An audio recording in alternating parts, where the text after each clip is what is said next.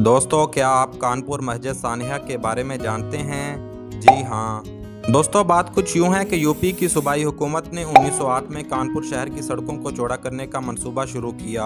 एक सड़क पर वाक़या मंदिर इसकी ज़द में आता था। इस मंदिर के बिलमुकाबल मस्जिद भी थी। हिंदुओं ने इस मंसूबे को रुकवा दिया। मुसलमानों को यह खतरा लाहक हुआ कि मंदिर को बचाने की खातिर सड़क का रुख तब्दील कर दिया जाएगा। अप्रैल 1913 में बैरिस्टर शाहिद हुसैन के तवस्सुत से गवर्नर को मस्जिद मुनहदम होने से बचाने की दरख्वास्त की गई। 20 जुलाई 1913 में गवर्नर ने खुद आकर मस्जिद का मुआयना किया और अगले ही रोज पुलिस की मदद से मस्जिद के गुस्ल खाने और वजू की जगह को गिरा दिया गया। इस वाक़या से मुसलमानों में सख्त इश्तियाल पैदा हुआ। 13 अगस्त 1913 में कानपुर के मुसलमानों ने इस कार्रवाई से मुश्तिल होकर मुनहदम शुदा हिस्से की ईंटों को बगैर गारे और मसाले के एक दूसरे के ऊपर रखना शुरू किया तो मुकामी हुकाम ने लोगों को मुंतशिर करने के लिए फायरिंग करते हुए 16 मुसलमानों को शहीद कर दिया।